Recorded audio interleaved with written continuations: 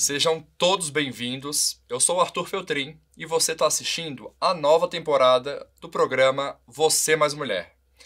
Preparamos diversos temas sobre o universo feminino. O nosso programa ele é gravado no estúdio e transmitido aqui, na Com Brasil TV.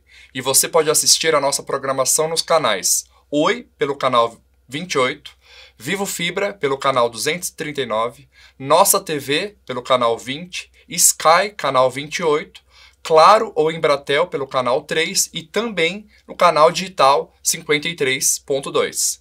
Mas, se você preferir, você pode também encontrar o episódio no nosso canal no YouTube. É só digitar Você Mais Mulher lá no YouTube que você vai encontrar também o nosso programa. No programa de hoje, além de todos os convidados e todos os nossos colunistas que vocês bem conhecem, a gente vai trazer uma convidada muito especial. A nossa entrevistada é a Fabiana Scaranzi. Jornalista, colunista da revista Forbes, psicóloga, uma excelente pessoa para trazer informação relevante para você aí de casa. A nossa entrevista tá muito bacana, eu tenho certeza que você vai gostar. Programa Você Mais Mulher começa agora.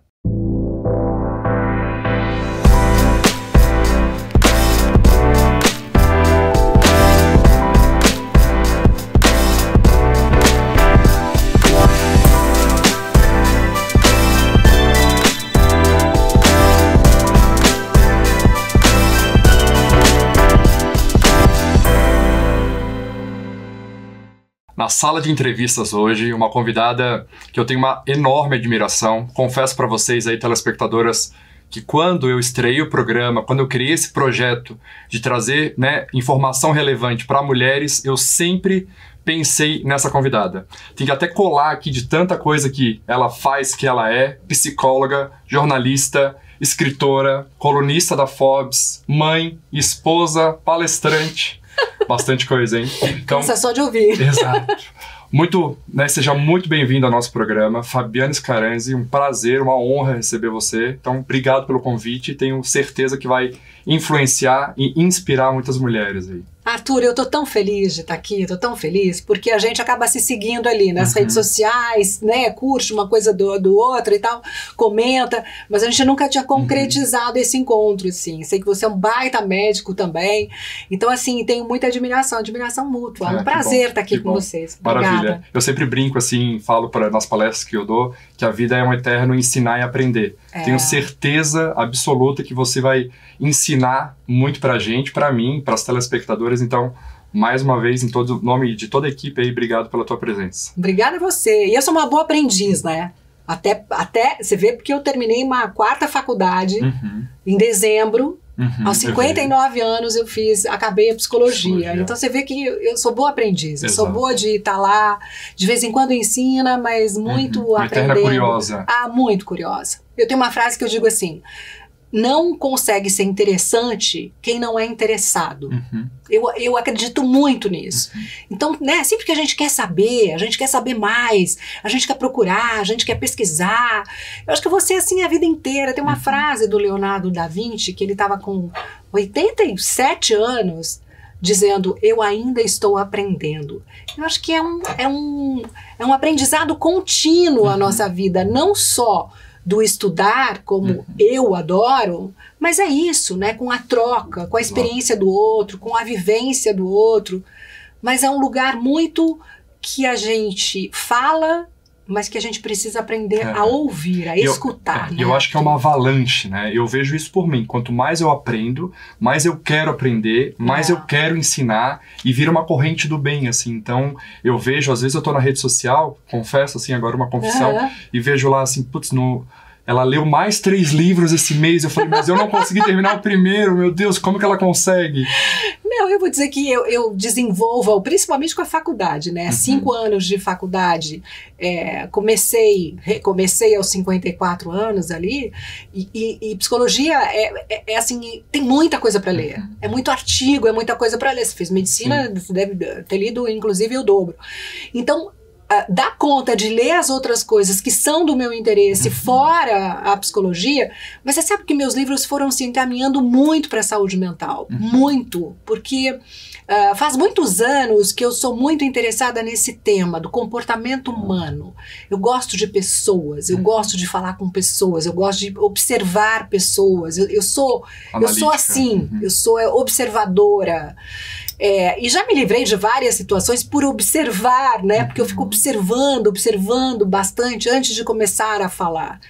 E eu acredito que isso seja uma qualidade do ser humano, principalmente nesse mundo muito rápido e acelerado que a gente tem hoje, que todo mundo quer falar, e em pouco tempo você tem que resumir uma coisa, às vezes, que você fala, nossa, mas como é que eu vou resumir, como nos vídeos de Reels, que a gente tem que resumir? Não, mas tem que ser no máximo em 1 minuto, em 1 minuto e meio, e às vezes são conceitos assim complexos da nossa vida para a gente resumir em 1 minuto, em 1 minuto e meio. Então esse mundo acelerado, às vezes eu fico muito, quando eu tô offline, né, quando eu tô fora das redes, eu gosto de estar com os meus amigos, de conversar, de olhar no olho. Eu sou uma das únicas pessoas que acho que telefona para os meus amigos. Eu telefono, eu fico com eles. Ah, não, mas agora ninguém mais atende o telefone, porque quem liga, quem não... Eu falei, não, gente, pode lançar a moda do que vocês quiserem. Eu vou continuar ligando no dia do aniversário, dando parabéns, dizendo, olha, eu desejo isso. Não vou junto com a manada. Assim, eu acho que eu penso muito nisso. O que é bom pra mim, o que me faz bem. Perfeito. Então, me assusta um pouco, por exemplo, até a questão do morango do amor, né? Morango do amor, que virou... uma trend aí. Trend, viralizou, todo mundo morango do amor. Eu acho ótimo, pelas pessoas que estão ganhando dinheiro com esse morango do amor, porque é fácil de fazer, várias empreendedoras aí estão realmente ganhando dinheiro. Dito isso, né, vira uma coisa que todo mundo, não, tem que comer morango do amor, tem que comer morango do amor. Você fala, gente... é bom pra mim, eu gosto, porque senão é preocupante as pessoas entrarem num caminho só porque as outras pessoas estão fazendo. Você entra num trilho sem nenhum propósito. Eu brinco assim, até aquela questão do Labubu, aquele bonequinho. Feio. Cara, é realmente assim, não é bonito. Não. Você compra porque a outra tem. Isso. E não gera nenhum impacto, assim. Tudo bem, tem gente que gosta, mas até que ponto, né? Tem uma questão que eu acredito muito que seja para a pessoa se sentir pertencendo a um grupo.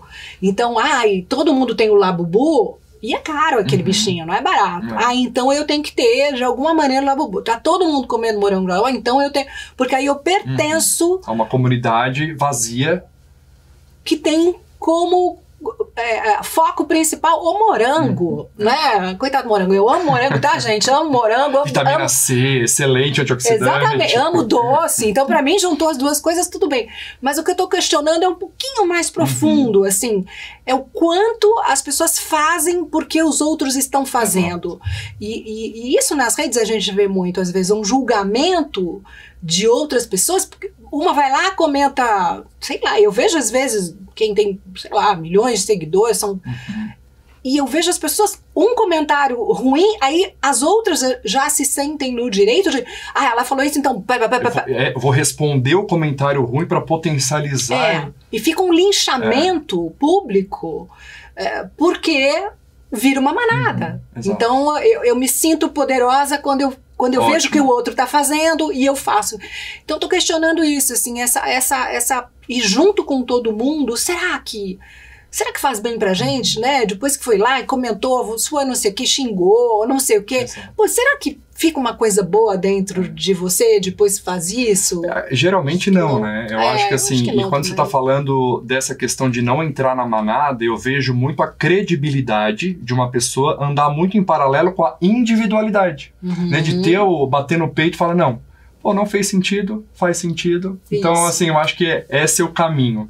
Falando em rede social, que você citou, eu peguei uma frase aqui do seu Instagram, o envelhecimento precisa da nossa aceitação. O que o envelhecimento te trouxe? Então, a gente está nesse mundo muito de procedimentos estéticos, artistas mudando o rosto, inclusive, totalmente, com 30 e poucos anos, que eu acho uma loucura, né? Você mudar o seu rosto com 30 anos. Sou super a favor de você não tá feliz, você não tá bem, vai lá e tenta corrigir o que não tá bom. Até aí eu vou. Mas eu acho que você virar uma outra pessoa, eu acho que tem uma coisa muito profunda aí. Eu acho que tem que ver não só na aparência, tem que ver o que está acontecendo lá dentro, que você não suporta mais olhar aquilo no espelho e você tem que mudar aquilo. E mesmo mudando fisicamente, será que se muda dentro de você? Será que daqui a 2 anos você não vai estar infeliz com outras coisas, né? Quando a gente vai empurrando a sujeira para debaixo do tapete, né, Arthur, uma hora aparece. A autoaceitação, ela não é fácil quando a gente está envelhecendo. A gente está se olhando no espelho ali todo dia. Então você vê, pô, agora é assim, era assim, agora apareceu isso, agora apareceu aquilo. Então, se a gente não passa por um processo de autoaceitação, de perceber que a pele vai mudar sim, que a bunda vai cair sim, que o cabelo vai ficar mais fino sim, que tem coisas que vão acontecer e que fazem parte da nossa vida natural. Sim. O envelhecimento faz parte da vida, é um processo. Então, óbvio que eu também gosto de ir na minha dermatologista, cuidar da textura da minha pele. Mas até porque isso também é saúde. Com certeza, é autocuidado. Autoestima é saúde. Com certeza. Mas eu realmente não quero parecer ter 20 anos. Pelo simples fato de que eu não tenho 20 anos. Eu tenho 60 anos, eu fiz 60 anos em maio. E eu falo muito isso e as pessoas, nossa, Fabi, são carinhosas demais, dizendo, não parece. Esse não parece. Eu sei que a intenção é muito boa, mas às vezes é legal a gente dizer, tenho 60 anos, sou uma mulher de 60 anos. Para que a gente perca um pouco desse tabu de como, não vou falar que eu tenho 60, porque senão vai parecer que eu tô mais velha. E aí o quê? E aí eu não posso fazer o quê? Eu acabei uma faculdade agora, eu sou super econômica, ativa economicamente, eu tenho funcionários na minha empresa, eu cozinho, eu faço o que eu quero com 60 anos. É entender que aos 60 anos eu também posso estar na minha melhor versão e neurologicamente muito ativa, né? Sim, sim. Tem a questão da menopausa, que é chata, você como médico sabe. Isso que eu ia te perguntar, assim, o que a menopausa na sua vida hormonal, ginecológica, saúde da mulher de maneira geral impactou no teu prognóstico, na tua situação de vida? Então, eu tenho amigas que tiveram N sintomas, e tive amiga que teve todos os sintomas da menopausa, foi check em todos.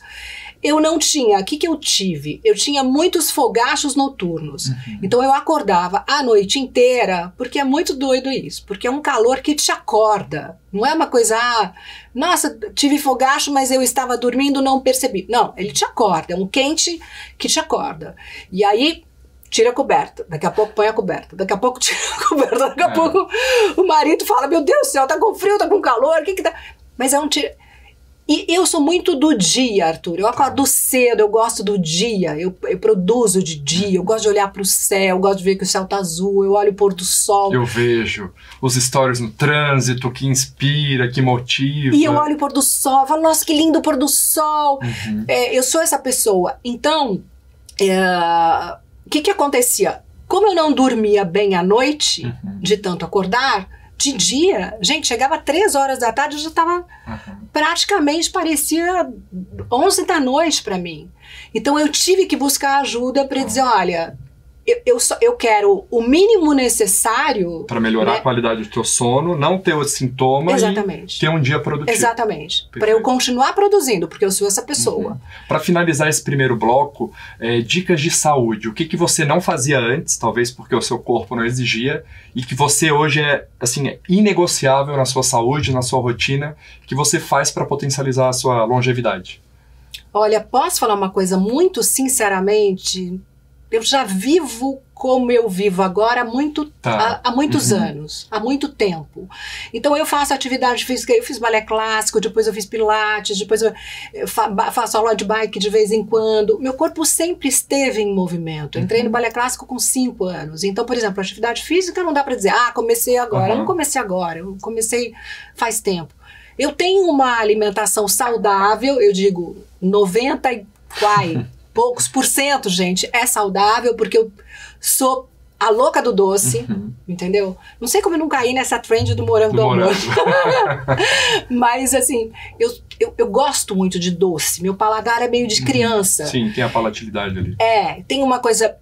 então, assim, talvez o que eu tenha começado a cortar neste momento agora é um pouco doce.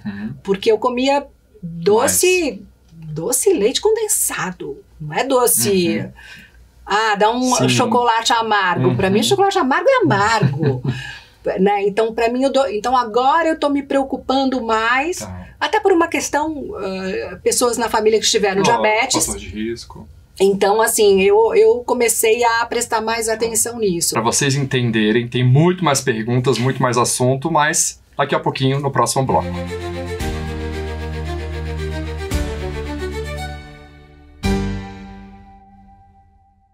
Você já reparou que muitas vezes dentro de um relacionamento a gente entra numa competição com o nosso parceiro?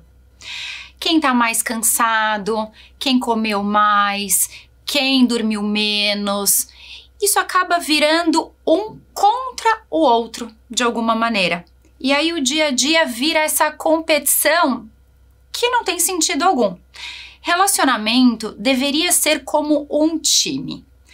Um joga com o outro e não contra o outro. Mas de repente isso acontece porque alguma crença foi instalada na sua cabeça, lá na infância ou no início da sua adolescência, de que o amor é uma competição, de que um ama mais que o outro, de que um serve mais que o outro, de que o amor pode ser difícil, de que o amor tem que ser sofrido, de que o amor exige esforço. E por que a gente não aprende que o amor pode ser leve? Porque não é o que dizem para nós, é o que nós vemos, ouvimos ou sentimos. Isso fica armazenado lá no nosso inconsciente e se torna uma crença, uma verdade absoluta. E aí chega lá na vida adulta e a gente só vive aquilo que a gente se familiariza. E talvez você tenha se familiarizado com algo que você viu e que talvez nem lembre hoje. Lembrando que o nosso inconsciente rege 95% das nossas escolhas conscientes. Ou seja, quase tudo que a gente faz é sem saber, sem ter a consciência. E às vezes a gente acaba entrando ali numa disputa por termos visto ou vivido algo parecido lá na infância, ou com os nossos pais, ou com os nossos cuidadores, ou alguém que conviveu bastante com a gente, e reproduz isso na vida adulta de uma forma que o resultado seja o mesmo. Ou seja, eu fico confortável porque aquilo é familiar para mim.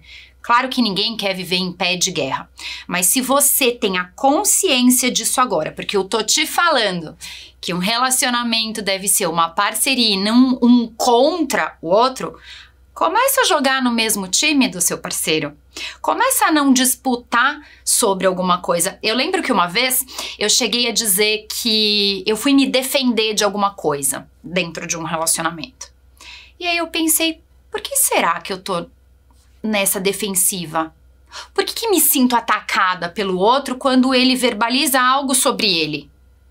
Relacionamento não é ataque, é conforto. É decisão de escolha consciente todos os dias.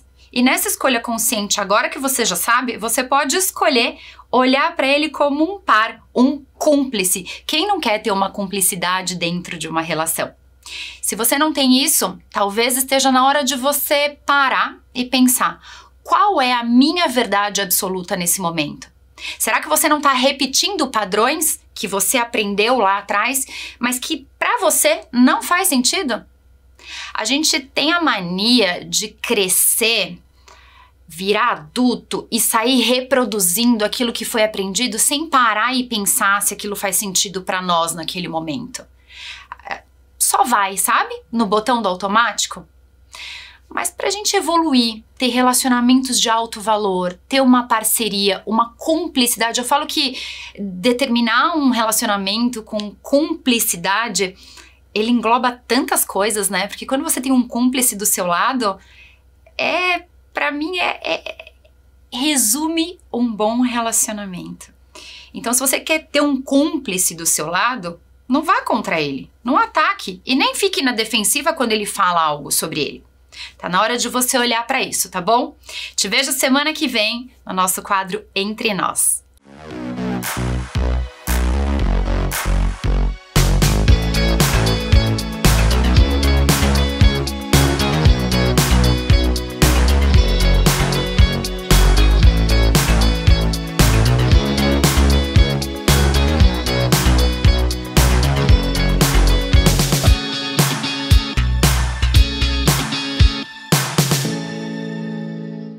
Uma consulta para você. Hoje o tema que eu separei para vocês, particularmente, é um dos temas que eu mais abordo no consultório e, consequentemente, um dos que eu mais gosto. Imunidade. Muita gente vem perguntando como faz para melhorar a imunidade. E é um tema que a gente acaba falando um pouquinho mais, principalmente nesse último inverno, né? Quando a gente tem essas questões de baixa temperatura, infecções respiratórias, gripes de repetição, a gente sempre fica preocupado com a nossa imunidade. Ficar doente com frequência faz com que a gente, né, acenda a lanterninha aí da preocupação em relação a como melhorar esse padrão tão importante. Eu sempre brinco e desenho para o meu paciente no consultório que imunidade é uma parede composta por vários tijolos. E cada tijolo, né, nessa metáfora aí, nessa comparação, vai ser super importante a gente entender como a gente vai potencializar a nossa imunidade. Porque não existe um remédio específico, uma ação específica, um ato isolado para melhorar a nossa imunidade. A minha imunidade, ela vai ser diferente da sua imunidade. A falta de imunidade, talvez, no meu organismo, na minha saúde, pode ser relacionada a um padrão hormonal, a um padrão vitamínico. Para você, pode ser uma questão de estresse, uma questão da menopausa, uma questão do teu sono ruim, de uma alimentação. Então a gente sabe que tratar a imunidade, que avaliar a imunidade é algo multifatorial. Precisa ser reavaliado do pé à cabeça. Avaliar padrão alimentar, atividade física e sedentarismo, padrão hormonal, padrão vitamínico, padrão de vacinas, como anda a sua vacinação, como anda o seu calendário vacinal, tá em dia? Não tá? Contato com agentes, né? Então, se é uma criança, por exemplo, que vai para a creche, que vai para a escola, que tem contato com várias crianças doentes. Então, todos esses fatores, hábitos, cigarros, álcool, estresse, saúde mental, tudo isso interfere de maneira muito positiva. Por isso que eu falo, a minha falta de imunidade, ela pode ser de acordo com a vitamina D que está muito baixa, né? Então a gente precisa sim avaliar o paciente, avaliar você, telespectadora, de forma muito individual para definir qual é o ponto, qual é o pilar. O que eu vejo na prática é que geralmente a falta de imunidade, um paciente que tem gripe de repetição, candidíase de repetição, infecção urinária de repetição, geralmente são várias causas. Então não é uma causa isolada. A gente precisa avaliar esse paciente como um todo e a gente vai ver na prática, junto com a clínica dele, né, os sintomas que ele está apresentando e principalmente exames laboratoriais, exames de imagem, a gente vai ver várias causas para definir isso. É um sono ruim, com uma vitamina D baixa, com estresse, com uma rotina muito acelerada e um paciente que é sedentário. Como que a gente vai abordar esses 5 temas, por exemplo? É uma estratégia individualizada e integral. Então, para você que sempre busca uma receita de bolo, um comprimido, uma cápsula salvadora da pátria para melhorar a sua imunidade, dê um tempinho aí e realmente procure a causa, porque senão a gente vai estar tapando a peneira, tapando o sol com a peneira, né? E a gente não vai conseguir ter uma causa bem estabelecida e um tratamento muito eficaz. Então, imunidade é problema sério, é problema multifatorial e você precisa construir e entender como melhorar a sua imunidade. Então, esse quadro foi sobre imunidade, um assunto que a gente fala cada vez mais na prática. As mamães aí de casa sabem como cuidar da imunidade e falar de imunidade é importante. E se você tem alguma outra dúvida em relação à sua saúde, à sua imunidade, os seus exames, né, ao seu organismo como um todo, entre lá no meu Instagram ou no Instagram do @você.maismulher, que está aqui embaixo, o Instagram do programa, porque eu quero te ajudar, quero tirar essa dúvida, quero entender o teu processo e o teu questionamento. Esse foi mais um quadro, o programa continua e até mais.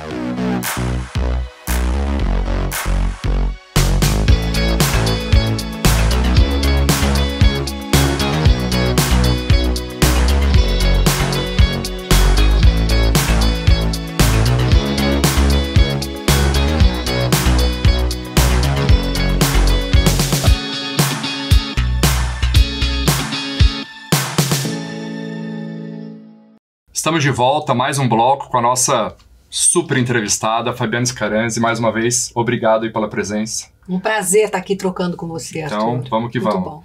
A gente terminou o último bloco falando um pouquinho sobre dicas de saúde. Você potencializou, né, uma coisa muito importante em relação à disciplina, né, que não mudou muito porque você já era uma pessoa muito disciplinada. Em relação à saúde mental, que a gente acabou de sair de uma pandemia viral, né, que todo mundo ficou um pouquinho meio confuso aí em relação à ansiedade, depressão, irritabilidade. O que você faz hoje em relação à sua saúde mental? Você que fala tanto sobre saúde mental, comportamento humano, mas no CPF, como que você cuida disso? Então, a primeira coisa que eu faço quando eu acordo, que eu acho que dá pra gente colocar nessa conta ali da saúde mental, é antes de pôr o pé no chão para levantar, eu faço uma visualização de como será o meu dia. Então, o que eu desejo, o que eu tenho ali na agenda, o que eu vou fazer. Então, se eu tenho uma palestra e eu vou estar no palco, eu mentalizo, eu num palco, eu numa palestra. Se eu vou estar numa entrevista, eu mentalizo, eu falando o que eu quero, eu passando para as pessoas aquilo que eu quero, numa comunicação assertiva, porque senão a gente fala muito e não fala nada que para o outro vá servir. Então, assim, eu mentalizo muito o meu dia e mentalizo muito o que eu quero da minha vida. Isso eu aprendi num curso. Minha mãe me levou para um curso que eu não me lembro o nome, faz muitos anos. Eu ia ser bailarina clássica, que eu amava ser bailarina, e dançava muito bem, assim, pelo que as pessoas diziam. E era o meu mundo, eu ia para a escola e ia para o balé. Enfim, fazia isso, dançava no balé no Teatro Municipal ali.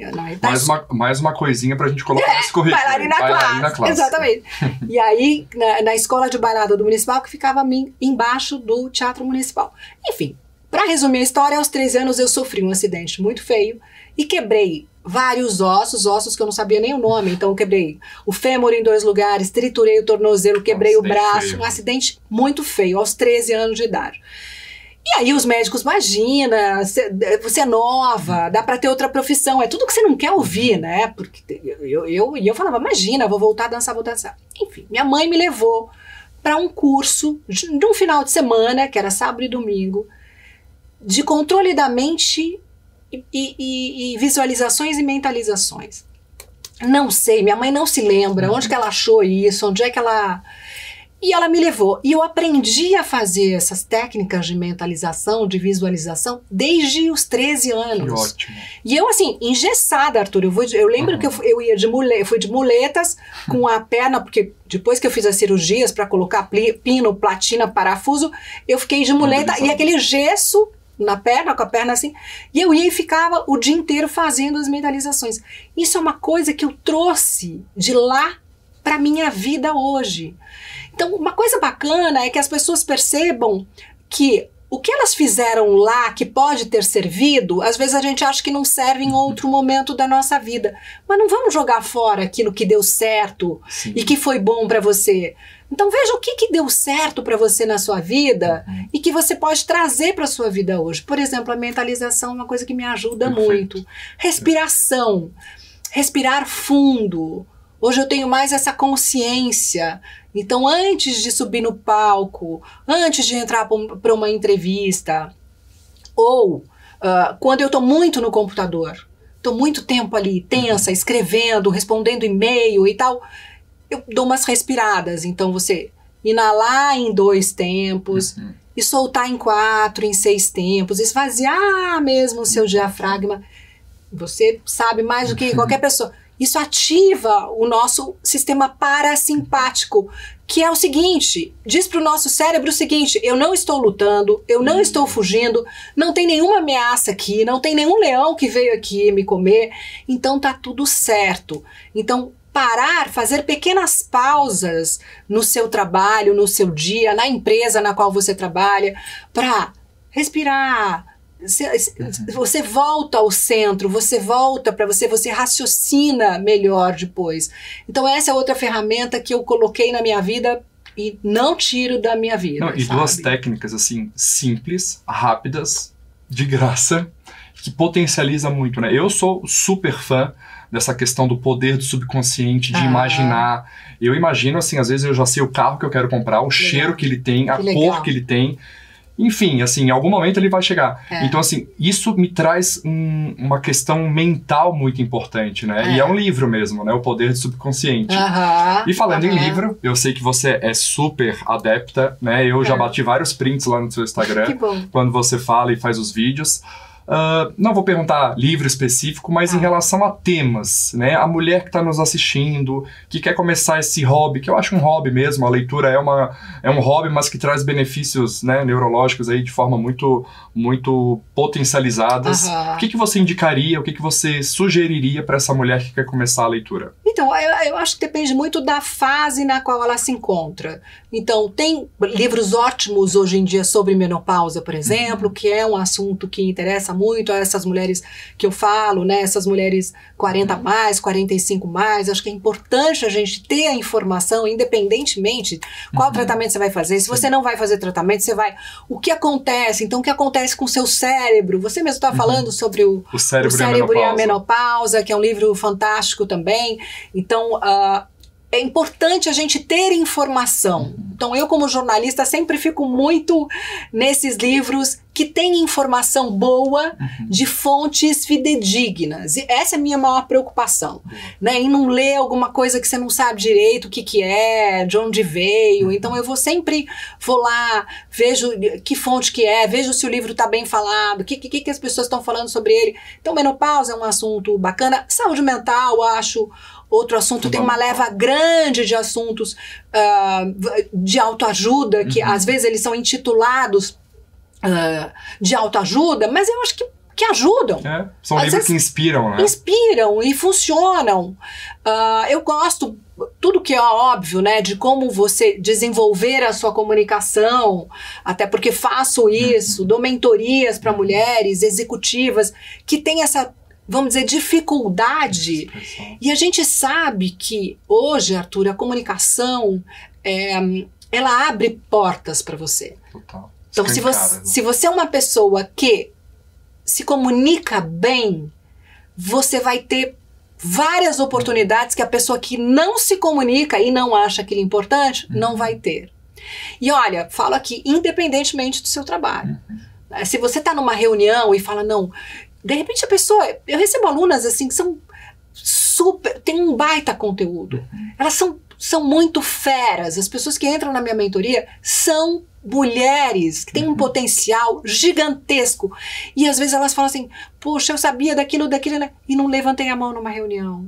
E não me coloquei, não me ofereci para fazer uma palestra. Ou pelo contrário, se sabotam. Ai, me convidaram para fazer uma palestra, só de pensar em ter um monte de gente, eu não fui. Olha a oportunidade que você está perdendo. Isso é muito importante. Inclusive, de você levar a sua mensagem para o mundo. Lógico, exato. Então, eu acredito que a gente está aqui nessa vida, primeiro, para ser feliz. Acho mesmo que a gente tem que tentar ser feliz com o que a gente tem. E depois eu acho que a gente tem uma missão aqui. A gente não compartilhar aquilo que a gente tem de bom. Exato. Acho uma perda de tempo, sabe? Você chegar lá aos 90, 100 anos e falar, poxa, eu sabia disso, por que eu não falei? Por que eu não fui? Por que eu não fiz? Mundo, né? O que eu entreguei para o mundo, me sentindo bem? A gente fala bastante sobre verdade, autenticidade, quem nós realmente somos, porque fica mais fácil. Então, quando essa mulher vem, por exemplo, procurar a mentoria, elas falam, ai, mas você acha que tem que mudar o sotaque? Você acha que tem que mudar? Eu falo, não tem que mudar nada, porque essa é você. Exato. A gente vai lapidar a comunicação para você ser mais assertiva, para você ser mais direta, para a comunicação chegar no outro do jeito que você quer. Perfeito. Mas não tem que mudar quem é essa pessoa. O que eu acho muito interessante da sua fala é que saber se comunicar não anda em paralelo com conhecimento. Porque às vezes uma CEO de uma empresa não tem uma postura comunicatória muito boa. Então, assim, saber muito de um assunto não quer dizer que você saiba falar, né? Eu vejo, por exemplo, na medicina, grandes professores, grandes médicos hoje que eu conheço, a nível hospital, enfim, de grandes hospitais, não são bons comunicadores. Então, e às vezes isso peca um pouco, assim, às vezes dá até um pouquinho de, cara, como que ele não potencializa esse lado? E você tem razão, porque eu tenho muitas alunas médicas e elas chegam até dizendo isso, Fabi, mudou. Por quê? Porque antes, o meu relacionamento com o meu paciente era dentro do consultório. E eu tinha que me comunicar no 1 a 1 ali com ele e acabou. Hoje não. Hoje a pessoa tem que estar na rede social. Hoje a pessoa tem que participar de um talk. Hoje a pessoa tem que estar numa palestra. Parece que se ela não fizer isso, ela não existe. E eu falo, então vocês têm que estar ali. De um jeito digno, de um jeito que a medicina acorda, ético, assim, no sentido ético, né, que você pode fazer, porque a gente vê um monte de médicos ali sensacionalistas que não dá. Então, assim, dá pra fazer de um jeito ético, bacana, e digno. E não perder a própria autenticidade. Porque senão é uma rede social. Você fica naquela questão robotizada, brincando dali até fazendo a comparação do bombom do morango, do morango do amor. Você fica sempre entrando num nicho que você não se pertence, mas precisa estar naquela comunidade. Então, eu vejo muito isso na rede social, às vezes até médico, como que você fez, com que você fez. Eu acho que o gostar de comunicar tem que saber, tem que estar no primeiro passo, né? Então, é isso que eu ia te perguntar, em relação a essas mentorias, como você vê hoje, de uma maneira bem global, bem resumida, como que a mulher brasileira se comunica? Você acha que ela tem esse papel? Você acha que ainda precisa de mais uma feminilidade envolvendo mais postura, mais força? Como que você vê isso? Eu acho que tem de tudo. Em tempos de rede social a gente vê de tudo. Então, a curadoria do nosso conteúdo é a gente que faz. Então eu falo, não fiquem com medo de entrar na rede social, porque é como se fosse uma revista e você edita a sua revista. Você diz, na página tal vai ter tal coisa, na página 5 vai ter tal coisa. Você é editora da sua revista. Então, não necessariamente, segunda coisa, que você tem que dar opinião sobre tudo. Perfeito. Às vezes eu falo, nossa, o que essa pessoa está falando sobre isso? Agora tem uma moda de que a pessoa coloca um caso, alguma coisa que aconteceu atrás e fica falando, julgando a pessoa. Não, mas esse aqui não sei o que, essa daqui, e eles tiveram não sei onde. Eu falo, que isso? É um julgamento? Essa comunicação eu acho desnecessária. Sim, sem nenhum objetivo e sem nenhum sentido para quem está assistindo, né? O objetivo é que o algoritmo entregue o conteúdo para mais pessoas e que ela seja mais vista. Mas a pergunta que eu faço para você é, você quer ser vista por estar espinafrando alguém ou a vida de alguém que está atrás de você? É isso que você quer? Se a sua comunicação for essa, tá tudo certo. Mas será que eu tenho que entrar em tudo que está acontecendo e dar opinião de política, religião, morango, não sei o que? Será que eu tenho que entrar em tudo? Exato. Quanto custa eu fazer isso? Ou não? Ou eu estou na minha área, com a minha autenticidade, fazendo aquilo de um jeito digno, bacana. Eu sou muito mais essa praia. Sem contar que eu vejo em rede social muitas pessoas sendo porta-voz de opinião que elas estão assistindo. Não vão atrás de fonte, não vão atrás da informação relevante mesmo, né? E só sendo porta-voz e copiando algo que está sendo muito bem falado, que também é uma comunicação sem propósito, né? Pelo menos é o que eu acho. E qual é o objetivo que você tem? Você tá realmente tendo a audiência que você quer? Porque eu acredito que essas coisas sensacionalistas, essas coisas muito que você fala tudo de todo mundo, a audiência vem... E isso eu acho em relação à televisão também, a audiência vem num primeiro momento porque é pela curiosidade, mas ela não fica. Exato. Porque se o canal do lado ou se a rede do lado for mais sensacionalista do que você, ela vai para lá. Exato. Ela não tem a fidelização de uma comunidade, de alguém que você fala, puxa, eu me encaixo aqui. Esses são os meus valores, que compactuam com os valores dela. Isso é o que eu penso, isso é o que eu acho. Não, é quem dá mais por uma questão sensacionalista.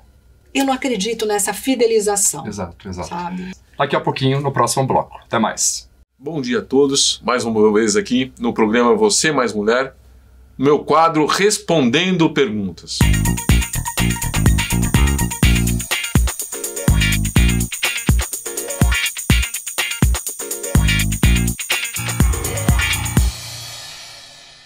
Vamos responder as perguntas dos telespectadores. Tem uma pergunta muito interessante de uma paciente que fala que tem uma prótese há mais de 20 anos. E se ela está correndo algum risco da presença dessa prótese? Na verdade, você está correndo um risco. Qual que é esse risco? Normalmente quando a gente coloca uma prótese, essa prótese ela tem que ser trocada a cada 10 anos. E por que a cada 10 anos? Existe aquela teoria que hoje não existe a necessidade de você ter que trocar novamente a prótese.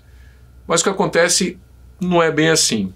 Acontece que depois de 10 anos começam a existir microvazamentos. E esses microvazamentos fazem com que possam gerar contratura capsular. O que é contratura capsular?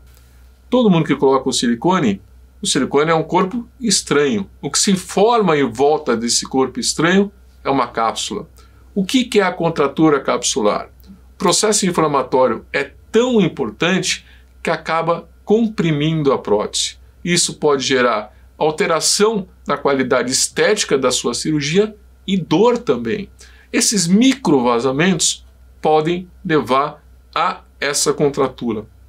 E mais, esses microvazamentos podem fazer com que migre parte desse silicone para outras áreas do corpo. É claro que hoje existem próteses mais modernas, que esse silicone é um gel mais denso, isso diminui a chance, mas essa chance não é impossível disso acontecer. Então o que eu falo para os meus pacientes? Uma conduta pessoal minha, a cada 10 anos troca-se a prótese, mesmo sem vazamento, porque o risco a partir daí começa a ser exponencial. A partir dos seus 65 anos de idade, não existe mais a necessidade de você trocar a prótese. Por quê? Porque normalmente a atividade física da paciente é menor, o desgaste, portanto, é menor e a tendência de ter esses vazamentos também conseguem ser menores. Mas isso a princípio, porque hoje uma paciente de 65 anos que tiver uma atividade física extremamente importante também tem que ser averiguado e a partir daí, qualquer problema que der com essa prótese, ela vai ter que ser trocada. Outra pergunta bastante interessante, bastante comum aqui no Brasil, principalmente em São Paulo, são aquelas pacientes que têm a mama muito grande.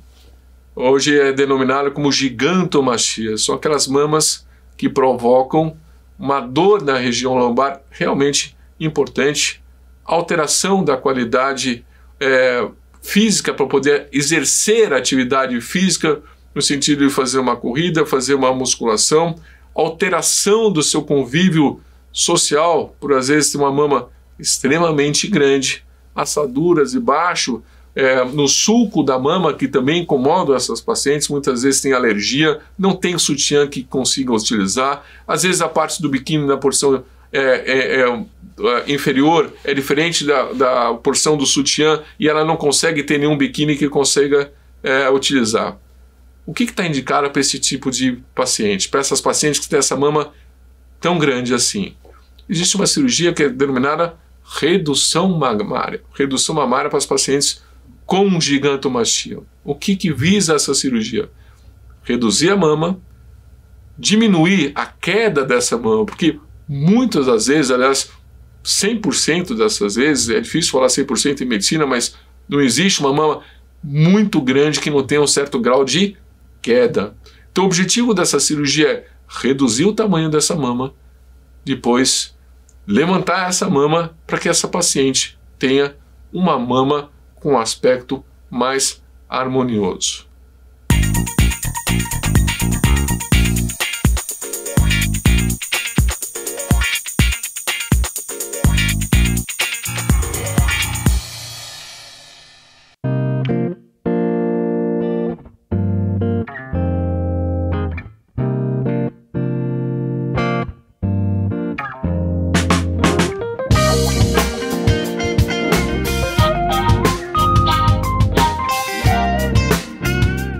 Sejam bem-vindas, sejam bem-vindos. Esse é o podcast Conversas Íntimas com as Docs. A gente tem nossa participante especial, a Camila Moura. Olá! Para hoje a gente falar de um tema super interessante. Super palpitante. Uau, delicioso. Super excitante, desconcertante, todos os antes. Adivinha, adivinha, adivinha. Hoje a gente vai falar de libido. Então eu queria começar perguntando para vocês, o que é libido para você, Camila? Eu acho que libido é a vontade de fazer sexo. Eu acho que é isso. E você, Mila? Então, libido é o termo designado para definir o desejo sexual, o desejo de uma pessoa. E eu acho que vai variar entre as pessoas, né? Então, a libido, ela é isso, ela é a vontade de viver, de se entregar para aquelas experiências, de realmente experienciar, de degustar, de saborear. Acho que libido é isso. Ai, perfeito. Passeia na esfera sexual com muita picância e vontade. Eu acho que libido é bem isso. Passeia na esfera sexual, mas tem muito a ver com a alegria de viver, com totalmente. Desejo, com desejo de se arrumar, de estar bem. Com certeza. Não só a relação sexual, mas eu acho que essa alegria da vida, esse desejo de viver, esse desejo de descobrir, né, de pequenos prazeres, eu acho que isso tem tudo a ver com a nossa libido. Isso daí que você está descrevendo é a chamada energia sexual. A energia sexual todas as pessoas têm. Claro que em diferentes patamares, em diferentes intensidades.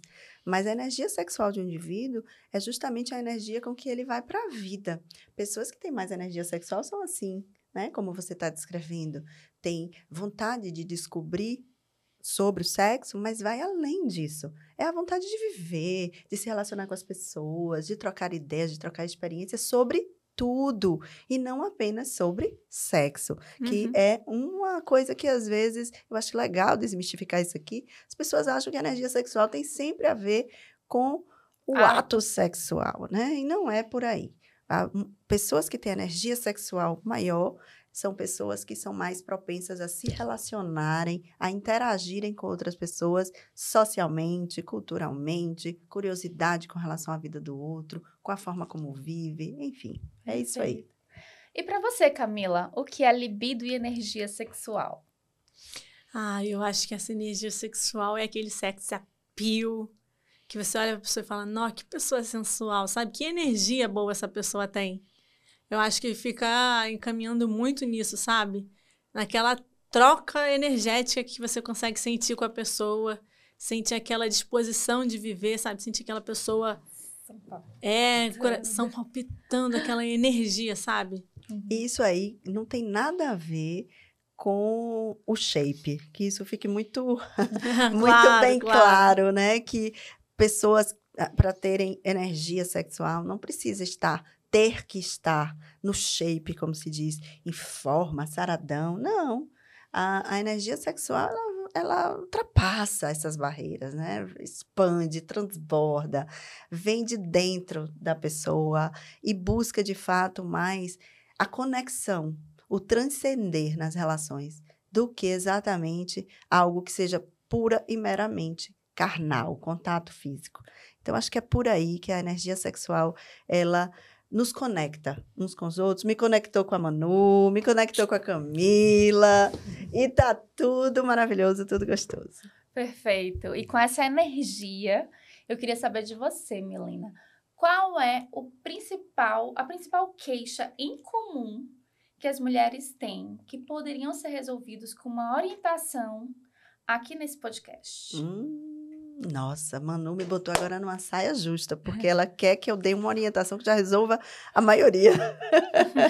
Mas tem alguma coisa que é sempre recorrente, né? Eu posso pontuar que é muito recorrente a queixa da libido baixa. Eu ouço muito as mulheres dizerem, doutor, eu não era assim. Por que que eu me tornei assim? Antes eu tinha vontade, eu com meu meu parceiro, minha parceria, a gente tinha uma conexão muito legal, depois a gente foi juntar, foi morar junto, e aí algo foi mudando, e às vezes depois vem filhos, e a coisa vai ficando cada vez mais fria. Né? Aí fala-se muito, assim, popularmente, da rotina, caiu na rotina. Mas o que é cair na rotina? Gente, cair na rotina é um precipício, que eu digo que envolve um monte de coisa. E tem uma palavra que eu gosto muito, vocês pensem comigo na palavra doméstico. Vamos pensar que o sexo fica domestificado. Existe uma domestificação da vida quando as pessoas passam a morar juntas. E esse terreno é um terreno bem arenoso, bem movediço, e que, se a pessoa não for com botas muito especiais para não afundar, ela vai afundar e vai cair desse precipício.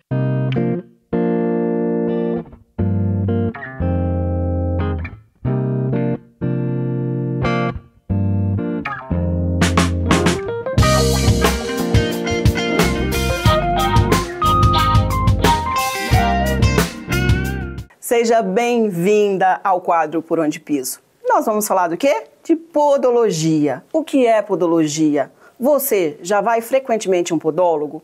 Por que você precisa ir a um podólogo? Fique por aqui, porque hoje nós vamos falar deste assunto.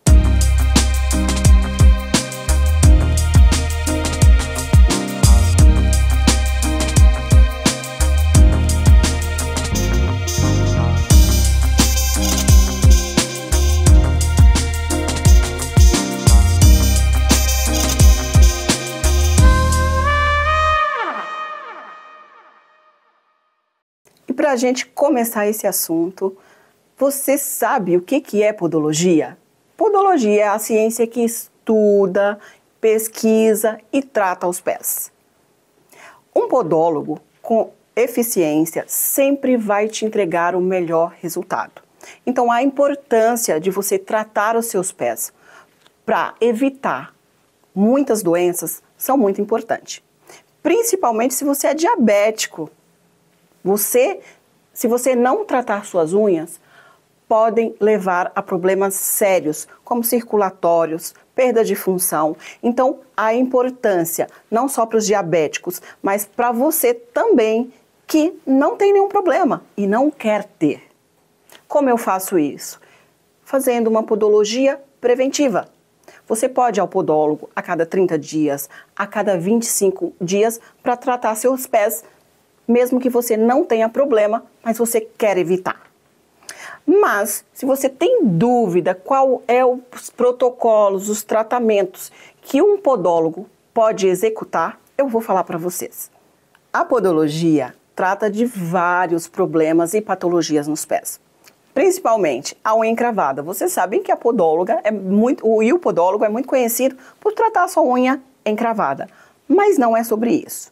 A podóloga pode tratar esporão de calcânio, unha encravada, unha infeccionada, calos, micose nas unhas, tratar infecções de pele com laser. Então, nós temos aí uma gama muito extensa do que o podólogo pode e deve tratar. Uma das patologias mais comuns que o podólogo trata é o olho de peixe, que é uma verruga plantar, é o nome cientificamente correto. O olho de peixe e o calo de núcleo são patologias que as pessoas confundem muito. Qual é a diferença de um calo de núcleo para uma verruga plantar? A verruga plantar, o ditado popular, né, é o olho de peixe, ela tem pontinhas pretas.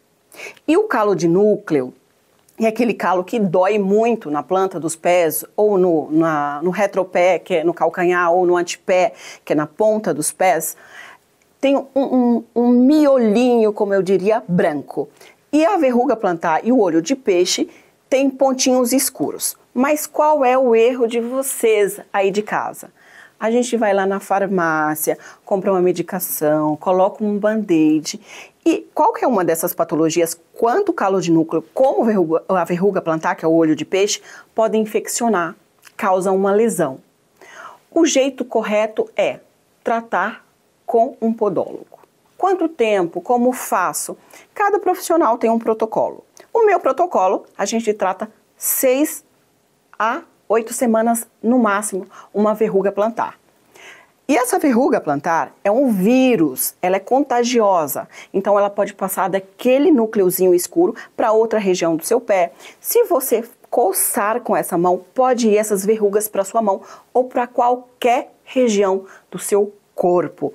Então, as pessoas me perguntam assim, quanto tempo eu devo no podólogo? É mensal? É semanal?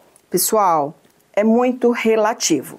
A unha engravada é cada 48 horas. O calo de núcleo, a verruga plantar, é semanal. E uma podoprofilaxia, que é uma podologia comum, preventiva, é de 20 a 30 dias. Então, é muito relativo o tempo e é muito relativo a patologia que você vai tratar. O importante é você entender que muitas patologias não tem como você tratar em casa. Você tem que procurar um profissional com eficiência e fazer esse tratamento, esse protocolo adequado. Encerrando essa patologia, excluindo esse olho de peixe ali no final do tratamento, e aí você já pode seguir sem dor e com muito conforto. E agora eu vou falar de uma patologia que mexe muito com a autoestima da mulher e do homem também, que é muito comum e frequente, que é a micose nas unhas. Isso mesmo. Muitas mulheres eu sei que é muito difícil de tratar, que não tem muito tempo e que dá pouca atenção. Mas isso é grave. A micose pode dilatar vasos sanguíneos, pode causar inchaço nas pernas, pode causar inchaço, pode evoluir para uma infecção e inflamação. Pode evoluir para algo mais grave, acometendo outra região dos pés, como a planta dos pés, os interdígitos. E eu vejo com muita frequência as mulheres aplicando esmalte, pedindo a manicure para pintar. Isso é sério, isso é grave. Se você hoje não tratar com eficiência um fungo, quando você for fazer uma cirurgia nos membros inferiores, você vai estar impossibilitada. Por quê? Porque esse fungo pode ir sim para a corrente sanguínea. Viu como é sério o fungo nas unhas? E eu também entendo você que mexe com a autoestima da gente, porque às vezes quer colocar uma sandália bonita, quer colocar um sapato que apareça essas unhas, mas eu quero chamar a atenção de vocês. É muito importante você fazer um tratamento para você não ter problemas sérios de saúde. Então, é por um pouco tempo, hoje a gente tem tratamentos revolucionários que conseguem tratar uma unha aí em 4 meses com eficiência. E aí depois você volta a pintar, a cuidar das suas unhas e aí ter sua autoestima de volta. Falamos hoje de vários assuntos da podologia, de várias patologias que acometem os pés e as unhas. Eu espero vocês no próximo programa com outro assunto relevante para a saúde dos seus pés.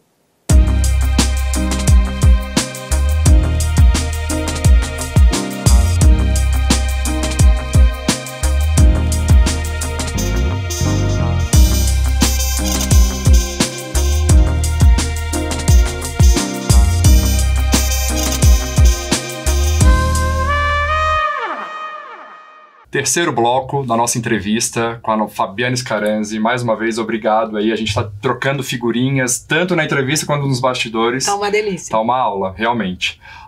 Peguei outra frase do seu Instagram, tá? Eu quero que você comente um pouquinho.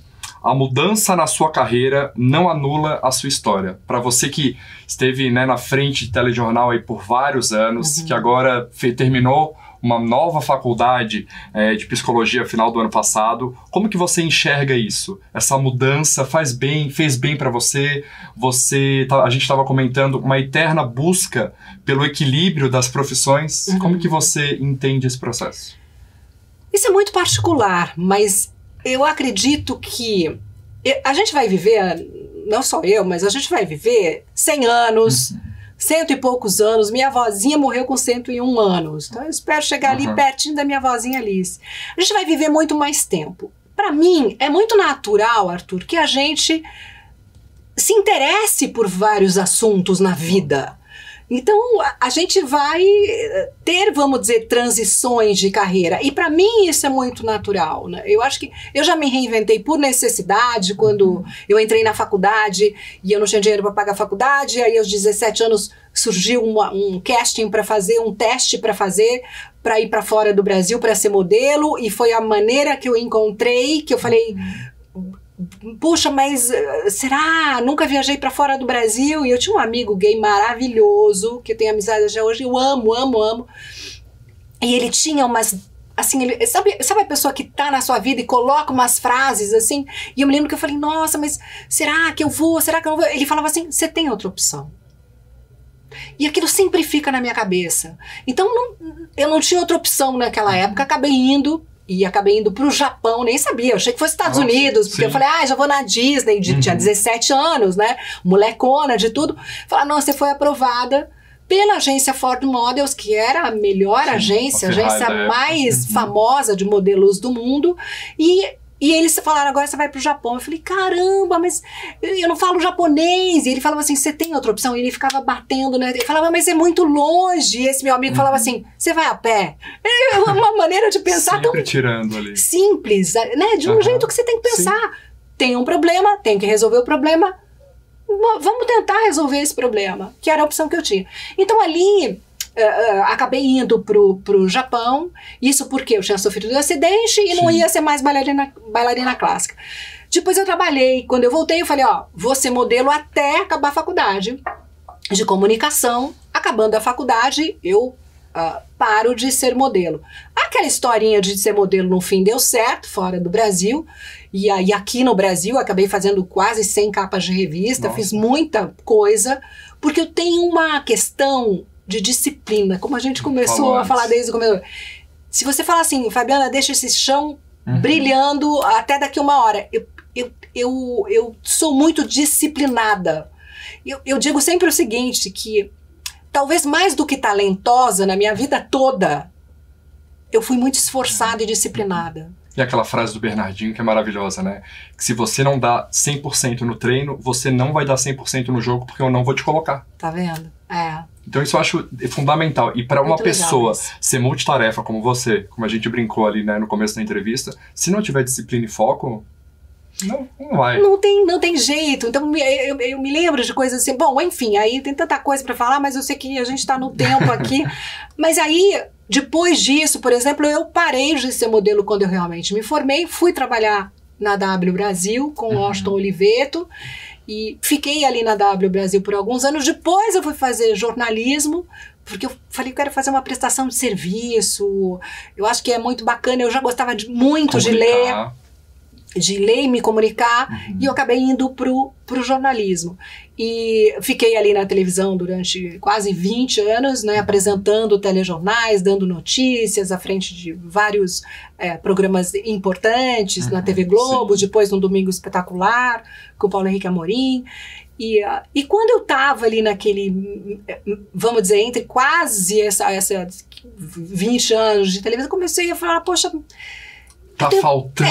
Eu tenho tantos interesses, eu gostaria de fazer outras coisas, mas fui empurrando para debaixo do tapete, porque é difícil você abrir mão daquilo que você lutou muito para conquistar. Sim. Então, eu era reconhecida nacionalmente, eu ganhava bem, eu estava numa cadeira num lugar onde muita gente gostaria de estar. É difícil abrir mão disso. Até sedutor não sair dali, né? E aí eu me sentia culpada, Arthur, de pensar sobre aquilo. Era como se eu estivesse falando, poxa, você está desdenhando disso que você tem? Então eu falava assim, não, tira da cabeça, tá tudo bem, não vai acontecer. E fui engolindo essa história, uma hora isso aparece, né? Fui levada às pressas um dia trabalhando para o hospital e com uma dor de estômago horrorosa. E aí o meu médico de confiança falou, Fabi, o que está acontecendo com você? Eu falei, eu sei, você que é médico, você que me fale. Ele falou, bom, você está com uma úlcera aberta no seu estômago, aberta, e você não sentiu dor até hoje. Ou seja, você está no piloto automático. Dói demais. Segundo ele, sim, mas eu não sentia nada. Ele falou, você está tão no piloto automático. Eu tive uma crise de choro e falei, bom, corpo, mente, espírito, está cada um para um lado. Eu preciso juntar essa turma de novo. E ali eu tive certeza que o que tinha me levado até lá não era o que ia me levar para frente. Aí eu falei, eu preciso ter coragem de encarar isso. Como eu tinha mais 1 ano e meio de contrato, Arthur, eu consegui pensar mais claramente. Aí eu lancei um livro, escrevi um livro, Mulheres Muito Além do Salto Alto. Foi aí que eu descobri esse meu prazer de falar com as mulheres. Eu falei, puxa, me senti confortável, comecei a fazer palestras e tal. E fui por aí. E aí depois veio colunista da Forbes, apresento várias coisas ali, comecei a fazer bastante palestras. E eu sempre tive curiosidade no comportamento humano, eu sempre gostei muito disso. Então eu sempre fiz matérias também na televisão de comportamento. E acabei falando, poxa, vou fazer uma faculdade. Primeiro eu fiz uma pós em psicologia positiva, porque eu falei, ai, são 5 anos de faculdade presencial, vou fazer uma pós que é online. Economia porca, como diria minha avó, viu, gente? Porque eu fiz a pós e depois da pós eu falei assim, não, eu acho muito bacana a ciência da felicidade, mas a nossa vida é quase muito mais sombra do que luz. Exato. Eu falei, então se eu não estudar a doença, eu não vou poder ajudar ninguém a encontrar a saúde, né? Se eu não sei quando essa pessoa está doente. Eu gosto muito dessa frase, né, que eu acabei de falar. Não anula a sua história, porque você, assim, pelo que você está contando, você teve mais liberdade na comunicação saindo da TV do que estando nas maiores emissoras da América Latina. Então, para falar com o público que você quer, com o seu público-alvo, que hoje é mulher, né, que cuida da sua saúde, que cuida da sua saúde mental. Então, olha que, assim, a gente brinca metaforicamente, às vezes dá um passo para trás para ir 2 para frente, mas na realidade você não deu nenhum para trás. Você só foi atrás de um propósito. Sim, mas assim, não é fácil. Não é fácil, né? Você abrir mão de alguma coisa. Sei lá, quando você é demitida, quando você é mandada embora, parece que alguém resolveu por você. É ruim, é chato, é horroroso, mas alguém resolveu por você. Quando é você que toma essa frente, você fala, o ônus e o bônus são meus, é responsabilidade minha. Então eu vou ter que arcar com tudo que tem de bom, se deu certo, se não deu certo, o que aconteceu. Então não é fácil, né? E eu comecei a falar muito com essas mulheres de 40 a mais, então eu falo que eu casei pela 2ª vez aos 46, aos 48 eu fiz transição de carreira, e aí aos 59 eu terminei a faculdade. Então eu vou indo, eu vou vivendo aquilo que eu acho que é interessante pra mim. Não vou atrás do morango do amor, porque tá todo mundo indo atrás do morango do amor. Sabe, eu vou atrás dos meus interesses que, pro meu ser, pra minha essência... Me completa. Que bom. E assim, o que eu acho muito interessante, assim, bem de bastidor mesmo, eu conheci a Fabiana no ano passado, eu estava dando uma palestra sobre saúde mental e ansiedade, explicando até um pouco do burnout que eu tive como pneumologista na pandemia, e ela veio, né, cutucando, que eu falei, meu Deus, eu com certeza sei quem ela é, e você trouxe assim, nossa, que bacana, vamos conversar sobre isso, eu tô terminando a faculdade. É verdade, eu tava fazendo assim, uma curiosa mesmo, né, então assim, eu completamente assim, eu tenho mais a aprender do que ensinar, então eu achei tão humilde, tão nobre da sua parte, aquele momento de perguntar, de querer conversar, nossa, os médicos não falam sobre saúde mental, então assim, isso vai fazer quase 1 ano, eu lembro como se fosse hoje. E foi muito intrigante isso pra mim, porque eu falei, cara, que bacana, alguém que a gente julga estar no ápice profissional, né, e realmente tá, ainda buscar um conhecimento. Eu vejo isso, eu trabalhei, né, anos no Einstein, e quando eu decidi sair, eu falei assim, meu Deus, mas o Einstein para um médico é a mesma coisa que o Flamengo para o jogador de futebol. Então, você abdicar disso, que eu lutei tanto para conquistar, eu falei, não, mas o que eu preciso entender? Então, foi muita coragem, foi ônus e bônus, mas faz muito sentido, né? Outra coisa que eu vi você falando é sobre críticas. Todo esse processo, da bailarina à comunicadora, críticas, porque elas vão existir, né? O que a gente pode fazer com elas? Aceitar, ignorar, colocar embaixo do tapete, que elas sirvam de combustível para a gente conseguir cada vez mais potencializar a nossa vontade? O que você faz com elas? Então, a maturidade me trouxe uma coisa muito positiva, que é ser menos reativa. Eu acho que eu era mais reativa, eu era mais impulsiva. A maturidade me trouxe mais confiança, mais segurança, até para saber assim, vale a pena reagir aqui? Vale a pena falar ali? Vale a pena deixar para lá? Ser feliz ou ter razão, né? Ser feliz ou ter razão. Então, assim, a maturidade me trouxe isso. O que eu acredito muito nas críticas, e eu vi várias delas durante a minha vida toda, é primeiro, a gente não levar sempre pro pessoal. Então, pegar aquilo que... Pera um pouquinho. Não é... ela está falando isso porque ela tem não sei o quê. Ele está falando isso porque ele tem inveja de mim. Não, peraí. Pega o que a pessoa falou. Aquilo tem a ver com os seus valores? Aquilo tem a ver com o jeito que você vive? Aquilo tem a ver com você? Se tiver a ver, você fala, poxa, tem razão. Eu vou olhar mais isso, eu vou perceber mais aquilo. Bacana. Aí eu acho que você tem que ter humildade de aceitar. Porque ninguém está evoluído, né? A gente está aqui para realmente evoluir, crescer e ser um ser humano melhor. Mas às vezes a crítica vem de quem não construiu nada, de quem não fez nada do que você fez e está dando pitaco numa vida que nem sabe o que você passou da sua vida. O quanto aquela pessoa que está falando alguma coisa para mim é importante para mim. Exato. E mesmo que seja importante para mim aquela pessoa, eu não tenho que enfiar a goela abaixo tudo que ela me diz só porque ela é importante para mim. E virar a regra universal, né? Então, tem que dizer, peraí, o que ela tá me falando? Eu posso aproveitar alguma coisa do que ela tá me falando? Faz sentido isso para mim? Compactua com os mesmos valores que eu tenho? Se não, já fica mais fácil, já não aceita e acabou. Então pega da crítica aquilo que ela tem de bom e de positivo e deixa o resto pra lá. Senão você fica muito arrasado com tudo também. Ai não, mas a pessoa falou, mas quem é essa pessoa que tá te falando? O que ela sabe? O que ela construiu? E geralmente quem critica é quem queria estar no teu lugar, ou é muito fácil o processo. Fabiana, a gente sabe, pelos dados de IBGE, a última pesquisa de IBGE, pela primeira vez no Brasil e também Distrito Federal, a mulher ocupa a maior incidência em todos os estados. Mas é uma preocupação, será que a mulher está vivendo mais e está vivendo melhor? Então, para finalizar a nossa entrevista, tá, que foi muito prazerosa, ainda tinha tanta pergunta, gente, que vocês nem imaginam, fora que tem aqui. A gente sempre pede para o nosso entrevistado olhar para aquela câmera, para a nossa telespectadora, 3 dicas para a mulher do século XXI que quer viver mais, que quer se cuidar mais, que quer ter mais saúde mental e também se comunicar melhor. Então, difícil, né, mulherada, falar pra vocês, assim, o que é bom pro outro. A gente sabe muito, eu tenho essa humildade de saber muito o que é bom pra mim, o que serviu pra mim, o que funcionou pra mim, e eu acho que você tem que descobrir, assim, o que é bom pra você, o que funciona pra você, o que não funciona, já tá com 40, não funcionou até agora, tira da sua vida. Eu tô falando de tudo, né? De pessoas, de repente, negativas, invejosas, que não fazem mais sentido na tua vida. Tenha coragem, né? De saber o que é bom pra você. Vamos viver bem e melhor daqui pra frente. Todos os dias vão ser bons? Não, todos os dias não vão ser bons. Mas os dias que não tá legal, que não tá bom, que o tempo tá nublado aqui dentro, sabe? Fala assim...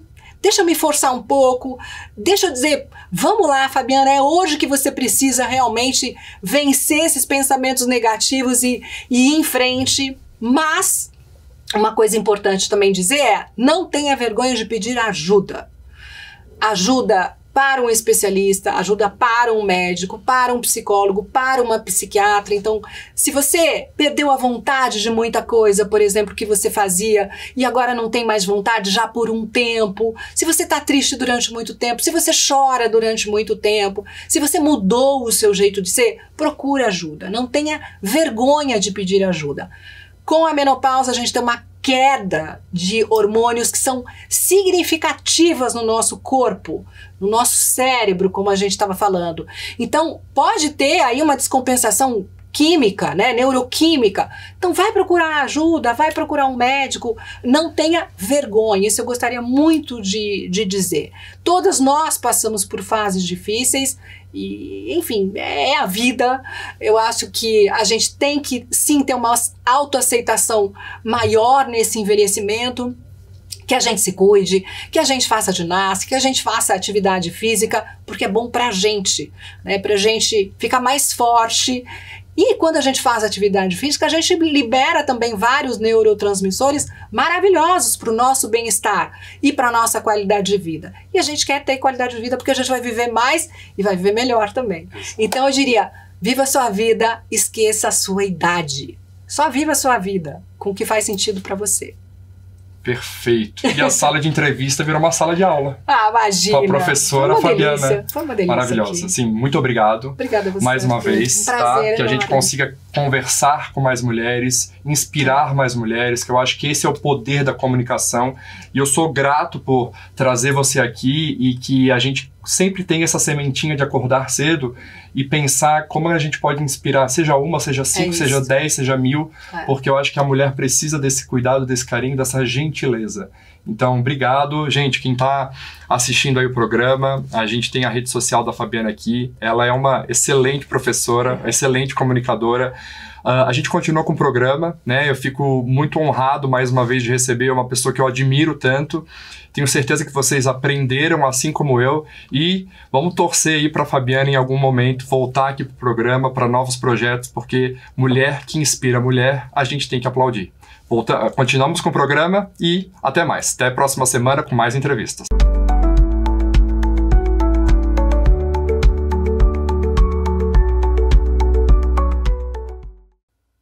Olá, pessoal, bom dia! Tão bom estar aqui de volta com vocês para mais um momento só nosso. Um momento onde a gente separa para pensar na nossa vida, fazer as nossas escolhas e perceber por que a nossa vida é do jeito que é. Porque a Cabala, gente, não é um conhecimento intelectual. A Cabala, ela vem trazer uma ideia, na verdade não é uma ideia, ela vem nos mostrar que esse universo tem regras, que o universo ele não é feito só das regras do mundo físico. Existe um outro universo muito maior, que é esse universo espiritual. E esse universo espiritual, ele não é o acaso, ele tem regras também. E uma das regras mais importantes, que é o que a gente vai começar a falar hoje, é a regra da causa e efeito. Então, o que significa causa e efeito?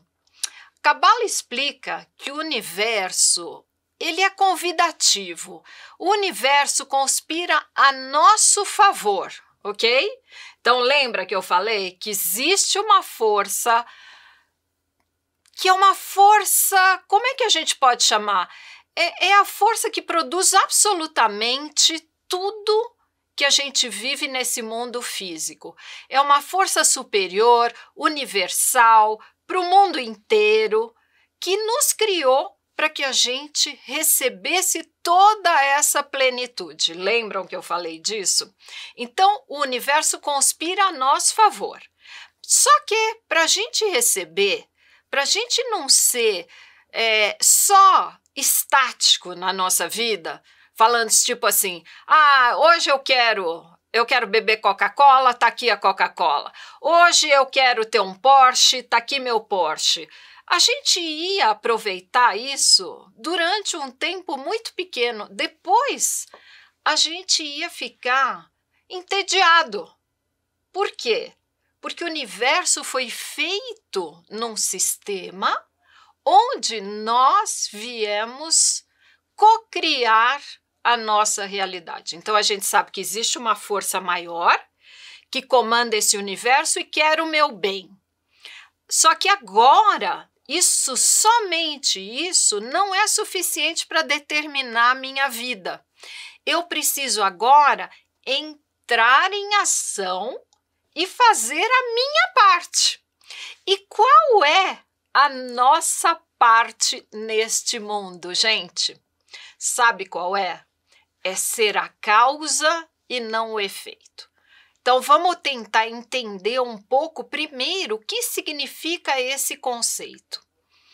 Esse conceito significa que cada vez que eu sou a resposta de situações externas na minha vida, eu não estou no comando daquilo que está acontecendo. Então, o que a gente chama de efeito significa que a minha estrutura interna é sempre dependente de algo externo. Então, é aquela mesma história que a gente já falou. Se eu escuto uma coisa boa, se aquilo vem de encontro com aquilo que eu quero, eu fico feliz. Se aquilo vem de encontro a totalmente oposto àquilo que eu quero, eu sou infeliz. Então, isso significa ser o efeito na nossa vida. Nós não temos domínio nenhum sobre como vai ser a minha vida. Eu estou totalmente na dependência do que o mundo vai me apresentar. Mas olha só, pensa comigo. Se a gente veio ser ativo na nossa vida, que significa conquistar a nossa felicidade, eu preciso fazer algo para receber algo. Então, o fazer, significa ser a causa. A causa é cada vez que eu estou no comando da minha ação. Toda vez que eu estou fazendo alguma coisa. Então, cada vez que algo, tanto que eu gosto ou que eu não gosto, porque olha só, gente, o universo, ele não faz separação entre se aquilo me chateou ou aquilo não me chateou. Se eu queria isso ou se eu queria aquilo. Não tem nada a ver com isso. O universo, ele quer sempre me dar a oportunidade. E quando a gente fala em oportunidade, gente, é a nossa oportunidade de resposta. Porque olha só, a situação vem para a minha vida e eu sou o efeito dessa situação, sempre. Só que o meu papel é pegar esta situação onde eu sou um efeito porque eu recebi e eu transformar em causa. Significa que o meu papel é escolher como que agora eu quero fazer algo nesta situação. Porque cada vez que eu levo uma situação e simplesmente respondo roboticamente, se é boa eu respondo bom, se é ruim eu respondo ruim, eu estou sendo simplesmente robótico. Eu não estou escolhendo nada na minha vida. E nós viemos para fazer as nossas escolhas. Porque olha só, senão a nossa vida de todo mundo seria igual. Porque uma situação boa eu sinto como boa, nossa, eu estou feliz. Uma situação ruim eu sinto como ruim, eu estou infeliz. E isso é como se a gente vivesse a vida num nível muito pequenininho de satisfação. Porque eu não consigo controlar nada. Então, o que a gente quer na nossa vida é se tornar a causa, interferir na minha relação com a vida. Gente, esse assunto, ele é tão incrível, ele é tão amplo, que eu quero deixar primeiro vocês pensando sobre isso. E semana que vem, nós vamos entrar com mais exemplos de causa e efeito. Assim a gente vai poder determinar o que a gente quer ser na nossa vida, causa ou efeito. Aguardo vocês semana que vem, hein? Não percam!